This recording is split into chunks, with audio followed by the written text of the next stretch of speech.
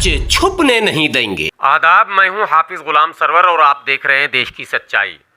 घोटाले तो आपने बहुत सुने होंगे, 2G, 3G, यूरिया, कोयला, न जाने इस देश में कई घोटालों का नाम आपने सुना होगा और तमाम घोटालों पर देश में चर्चाएं भी हुई है, बहुत बवाल भी हुआ है और कई मंत्रियों को तो जेल की हवा भी खानी पड़ी। लेकिन एक ऐसा घोटाला जिससे पूरे भारत के आम पिछड़ों का, दलितों का, शोषितों का सीधा संबंध, उस घोटाले पर कहीं देश में चर्चा आज तक नहीं हुई है। और सवाल यह है कि जब चर्चा ही नहीं होगी तो कौन मुजरिम है और कैसे अदालत तक पहुंचाया जाएगा। अब मैं कह रहा हूं तो आप देख रहे होंगे पीछे बैनर, यह है सेंसस स्कैम। जी हाँ, ये जो है सेंसस स्कैम, समझ रहे हैं, आबादी का ये नहीं घोटाला है। यहाँ लिख दिया गया जातिगत जनगणना कराओ और वरना मदेशिया जाओ, हमारी गिनती पूरी करो। ये जो असल मसला है कि गिनती पूरी करो। भाई क्या मामला है, देश में तो गिनती पूरी है लेकिन सिर्फ मोटा मोटी मामला कहा जाता है कि इतने प्रतिशत फला है, इतने प्रतिशत फला है, ये हवा में है। आंकड़े जो जातिगत हैं वो अब लगभग 100 वर्ष हो गए हैं उनको आए हुए, लगभग मैं कह रहा हूं। वो आज़ादी से पहले ही एक आंकड़ा आया था, उसके बाद वो आंकड़ा जातिगत जनगणना नहीं आ सका दुर्भाग्य से। पिछले जनगणना में यानी 2011 में थोड़ी सी आवाज़ उठी थी, वो फिर दबा दी गई, लेकिन वो मामला सार्वजनिक नहीं हो पाया। मैं आया हुआ हूं अंबेडकर समाज पार्टी के राष्ट्रीय कार्यालय पर और मौजूद हैं हमारे साथ अंबेडकर समाज पार्टी के राष्ट्रीय अध्यक्ष भाई तेज सिंह। आप सुनते रहते हैं, इनके यूनिक नारे होते हैं। अब जो मुहिम इनके चल रही, इससे पहले इन्होंने बड़े पैमाने पर मुहिम चलाया, घर घर अंबेडकर, जय जय अंबेडकर, काफ़ी पोस्टर मैंने आपको दिखाया भी था। अब ये मुहिम चला रहे हैं कि भाई ये घोटाला है, जातिगत जनगणना यदि नहीं कराया जाएगा तो ये मान लिया जाए कि देश में एक बहुत बड़ा जाति घोटाला हो रहा है। मैं जानने की कोशिश करूंगा कि कैसे घोटाला है, क्या है, नहीं है। सर, आपने समय निकाला, बहुत बहुत आपका शुक्रिया। चुनाव का समय भी है, मैं उस पर भी चर्चा करना चाहता था लेकिन मेरी नज़र बैनर पर पड़ी। पहले आप ये बताइए सर कि ये क्या है, ये जातिगत घोटाला। देखिए गुलाम सरवर साहब, इस देश में संविधान लागू हुए करीब 75 साल हो रहे हैं। इन 75 साल में देश के हर वर्ग को, हर जाति को देश के धन में, धरती, शासन प्रशासन, शिक्षा, उद्योग, व्यापार में बराबर की भागीदारी मिलनी चाहिए थी, लेकिन ऐसा नहीं हुआ। जो भागीदारी हमें मिलनी चाहिए थी वो हमें नहीं मिली। और देने वाले कौन थे? वही हमारे जन्मजात दुश्मन, जो हज़ारों साल से जिन्होंने हमारे ऊपर जुल्म जाती और दादागिरी की, बदमाशियाँ की, और आज भी बराबर बदमाशियाँ हो रही हैं। तो वही लोग हैं, उन्हीं के हाथ में शासन सत्ता गई। ये ट्रांसफ़र, देश नहीं आज़ाद हुआ, ये ट्रांसफ़र ऑफ पावर हुआ अंग्रेज़ों से, सवर्ण हिंदुओं के हाथ में सत्ता गई। और उसके नतीजे हम आज 75 साल को अगर हम आकलन करें तो देखते हैं कि आज इस देश का मूल निवासी, दलित, आदिवासी, पिछड़ा, मुस्लिम, बौद्ध, सिख, ईसाई, आज कहीं भी शासन प्रशासन, शिक्षा, उद्योग, व्यापार, न्यायपालिका में कहीं भी उनकी भागीदारी नहीं है। भागीदारी हो, हम रिजर्वेशन के पक्ष में नहीं हैं, क्योंकि रिजर्वेशन तो पहले कांग्रेस ने, पहले 25 साल तक नॉट अवेलेबल, कि भाई मिलते नहीं, पढ़े लिखे नहीं मिलते, और 25 साल बाद किसी ने कह दिया कि भाई ये तो तमाम पढ़े लिखे लोग आ गए, इनको नौकरी दो, इनकी हिस्सेदारी दो। तो फिर वो कांग्रेस ने टेप बदल दिया, नॉट सूटेबल, कि पढ़े लिखे तो आ रहे हैं लेकिन सूटेबल नहीं है। और सूटेबल कब होंगे? अगर हमारा दुश्मन हमारी सूटेबिलिटी तय करेगा तो हमें कभी सूटेबल नहीं पाएगा।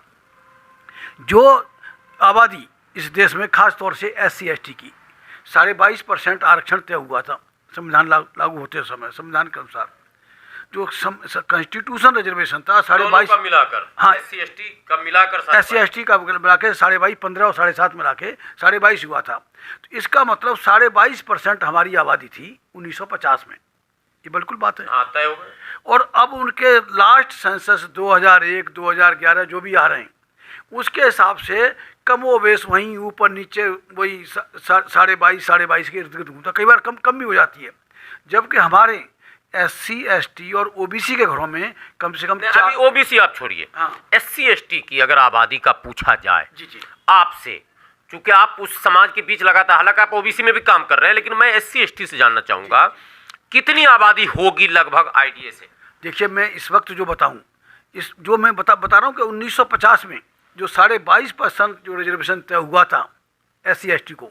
इसका मतलब 22.5% आबादी थी हमारी, 22.5%। और आज भी 2021 ख़त्म हो गया, अब 2022 में भी कमोबेश वहीं मतलब 22.5 के आसपास ही घूम रही है, कई बार कम भी कर देते हैं। आपको लग रहा है कि रेशियो बढ़ा है?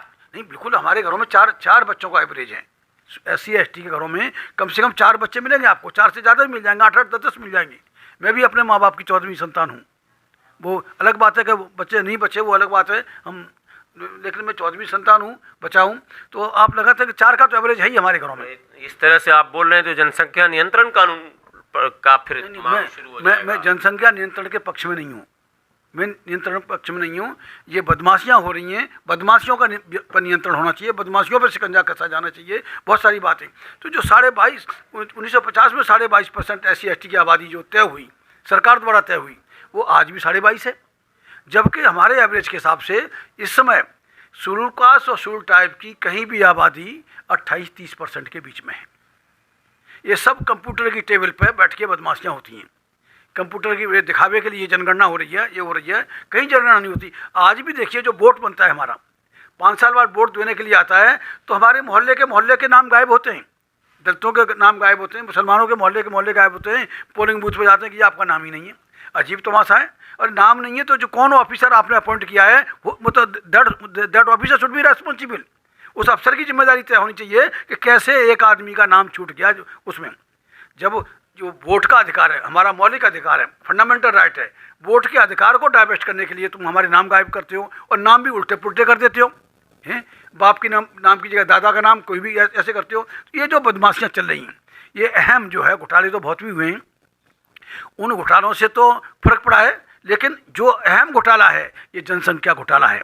मैंने ये कहा जाएगा कि वो सारे घोटाले तो आर्थिक थे, हाँ। ये सामाजिक और राजनीतिक घोटाला। आर्थिक भी घोटाला है जी, जो जनसंख्या को घोटाला, इससे अर्थनीति तय होती है। अगर आपके पास में अगर पूरे आंकड़े हों तो आंकड़ों के हिसाब से जनसंख्या के आधार पर आप जो पॉलिसी प्लानिंग बनती है, प्लानिंग होती है, वो सारी जनसंख्या के आधार पर होती है, किस वर्ग को कितना मिलना चाहिए।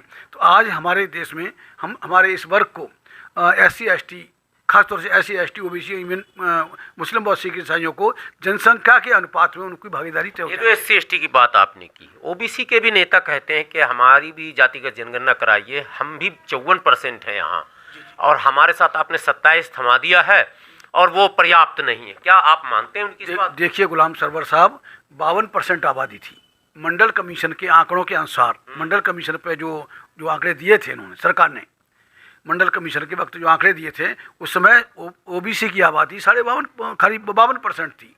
और 52% को जब 27% दिया गया किसी तरह से बाई एक्सीडेंट, और 27% पर कितना है, जलने मरने वाले कौन है? ये तो OBC को समझना चाहिए कि OBC उस हिंदू माइक्रो माइनॉरिटी को जो ब्राह्मण क्षत्रिय वैसे हैं उनको कंधा दे रहा है, उनके पाखंड में डूबा हुआ है। जो बैकवर्ड है, बैकवर्ड सबसे ज़्यादा पाखंड में डूबा हुआ है। अगर उस पाखंड को लात मार के अगर बैकवर्ड बाहर निकलता है तो अपनी हिस्सेदारी ले सकता है। तो वो तो सब भगवान के राम भरोसे जो कहानी है वो उनके बीच में चलती है, वो अपनी भागीदारी नहीं ले पा रहे। इतनी बड़ी आबादी है। आपके लोग कंधा नहीं दे रहे हैं क्या? आपके लोग कंधा नहीं दे रहे हैं? देखिए, बाई एंड लार्ज जो अम्बेडकरवाद का आप समझ रहे हैं कि उसका जो दायरा है बढ़ता जा रहा है। SC/ST OBC के साथ में जब हम NRC और CA के ऊपर आंदोलन हुआ तो अभी हमने रक्षा कवच के रूप में हमने बाबा साहब को थामा, संविधान को पकड़ा, तभी हमारा आंदोलन लंबा चला और पूरा मतलब विश्वव्यापी आंदोलन हुआ।